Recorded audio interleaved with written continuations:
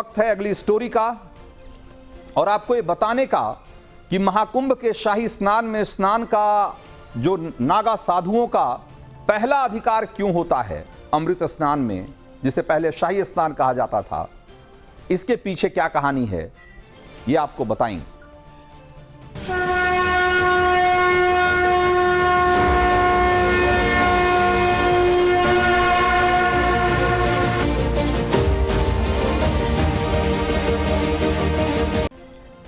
तो देश का मूड मीटर की इस स्टोरी में आज सनातन का वो रोचक अध्याय, जिसमें वो कहानी दर्ज है जिसकी वजह से नागा साधुओं को महाकुंभ में अमृत मुहूर्त पर सबसे पहले स्नान का अधिकार मिला।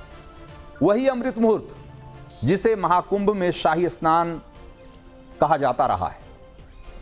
दुनिया के लिए अनजाना रहा यह रहस्य 833 साल पुराना है, जिसे इतिहास की किताबों में कहीं जगह नसीब नहीं हो सकी। नागा साधुओं के पराक्रम की यह गाथा उसी कुरुक्षेत्र से जुड़ी हुई है, जहां सनातन के धर्म ग्रंथों के मुताबिक आज से 5000 साल पहले महाभारत का युद्ध हुआ था। 12वीं सदी के आखिर में मुस्लिम आक्रांता शहाबुद्दीन मोहम्मद गौरी ने यहां हमला किया और पृथ्वीराज चौहान की सेना से पहले उनका रास्ता किसने रोका था, ये आप जानेंगे तो हैरान रह जाएंगे। और इसका जिक्र इतिहास में आपको कहीं नहीं मिलेगा। तो पृथ्वीराज की सेना से पहले गौरी के सैनिकों का मुकाबला नागा साधुओं से हुआ था और नागा साधुओं ने उनका रास्ता रोका था।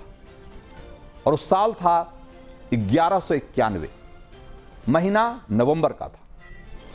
मोहम्मद गोरी की सेना तराइन के पास पहुंचने ही वाली थी। उसके ठीक पहले पिहोवा और कुरुक्षेत्र के इलाके में गोरी की सेना ने मंदिरों को निशाना बनाना शुरू कर दिया। तो वहां तैनात बैरागी नागा साधुओं की पूरी छावनी ने मोहम्मद गोरी की सेना को ललकार लगा दी और मंदिर में लूटपाट के लिए घुसे मुस्लिम सैनिकों को गाजर मूली की तरह काटना शुरू कर दिया था।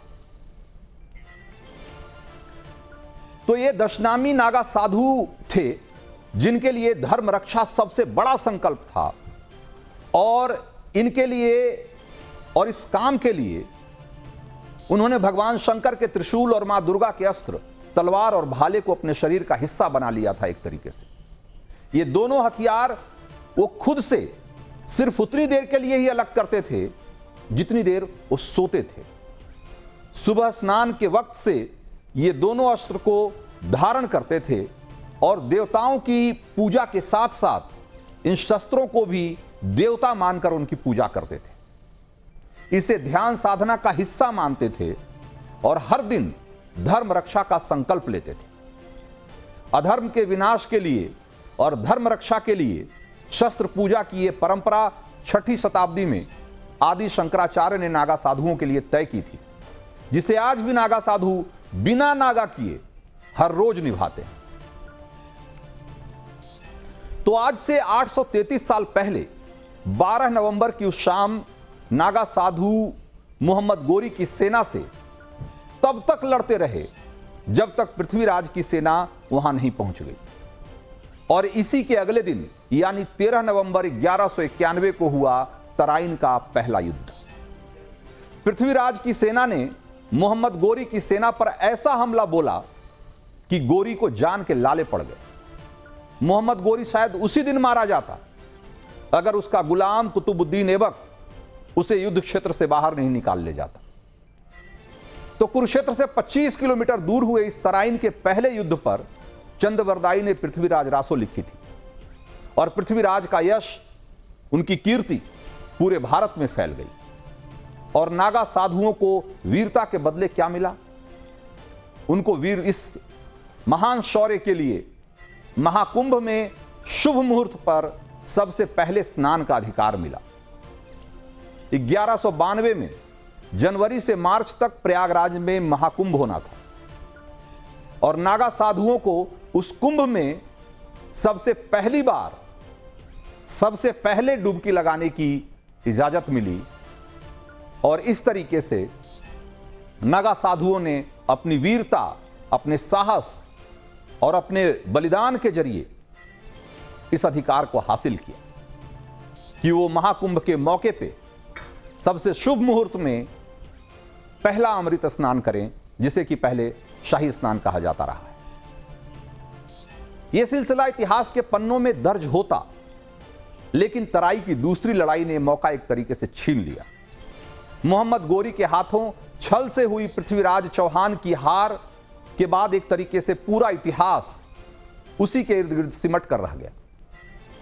तराइन की दूसरी लड़ाई में भी नागा साधुओं ने पृथ्वीराज की तरफ से हिस्सा लिया था और राजपुताने के 155 राजाओं की सेना के साथ साथ वहां नागा साधुओं की भी पूरी टुकड़ी, पूरी फौज मौजूद थी।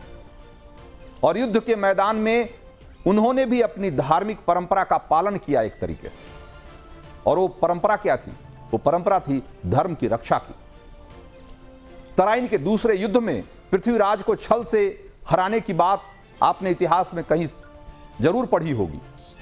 आज भी कहानियों में, किंवदंतियों में ये लोग आपस में बातें करते हैं कि कैसे छल से मोहम्मद गौरी ने पृथ्वीराज को धोखे से उस युद्ध में पराजित किया।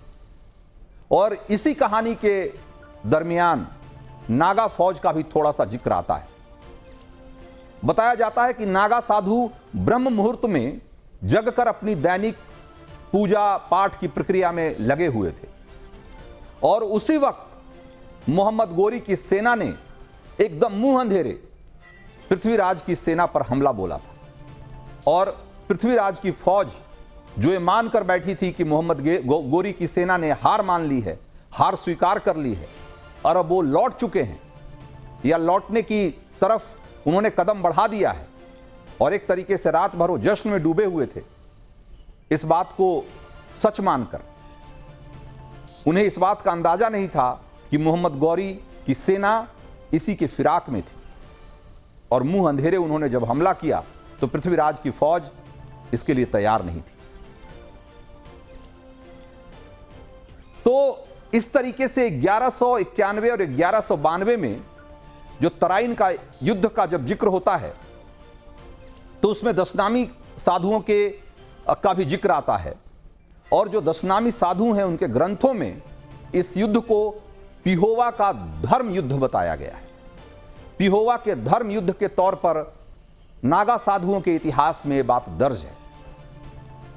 तब पृथ्वीराज चौहान ने उन्हें धर्म रक्षक सन्यासी का आधिकारिक दर्जा दिया था और वहां से नागा साधुओं की मढ़ियों की वो परंपरा भी शुरू हुई जो बाद के सालों में राजस्थान से लेकर गुजरात तक फैल गई। यहां आपको गढ़ी और मढ़ी शब्द का फर्क भी जरा समझ लेना चाहिए। ये दोनों शब्द ज्यादातर राजे रजवाड़े वाले इलाकों में अक्सर आपने किसी को बोलते कहते सुना होगा, लेकिन इसका मतलब क्या होता है? गढ़ी का मतलब होता है हिंदू राजाओं या सामंतों का छोटा किला, उसे गढ़ी कहा जाता है। और मढ़ी का मतलब राजाओं से मिली जमीन पर बना साधुओं का आश्रम, जहां भक्ति और भजन के साथ नागा साधु शस्त्रों की शिक्षा लेते थे, उसे मढ़ी कहा जाता था। और ये मढ़ियां महाकुंभ के बाद नागा साधुओं का ठिकाना हुआ करती थी। महाकुंभ के बाद दुनिया की नजरों से दूर रहने वाले नागा साधु हिमालय की कंदरा और जंगलों के अलावा इन मढ़ियों में रहते थे। नागा साधुओं की शौर्य गाथाओं के सबूत के तौर पर ऐसी कई मढ़ियां भारत में जगह जगह आज भी मौजूद हैं, जहां धर्म रक्षा में वीरता दिखाने वाले नागा साधुओं की समाधियां भी है और उनका इतिहास भी संजो कर रखा गया है। आप जहां रहते हैं अगर उसके आसपास ऐसी कोई मढ़ी है तो कभी मौका मिले तो वहां जरूर जाइए और जाकर यह समझने की कोशिश करिए कि इस देश में धर्म की रक्षा के लिए न सिर्फ राजे रजवाड़ों ने बल्कि साधु संतों ने भी और आम लोगों ने भी किस तरीके से प्रतिरोध किया, किस तरह की लड़ाई लड़ी और किस तरह का बलिदान दिया है। इसका इतिहास आप समझेंगे तो आपको अपने अतीत पर गर्व होगा, वो अतीत जिसके बारे में आपको और हमको शायद ही कभी बताया गया है। तो देश का मूड मीटर में नागा सीरीज में आगे हम वो गौरव गाथाएं आप तक पहुंचाते रहेंगे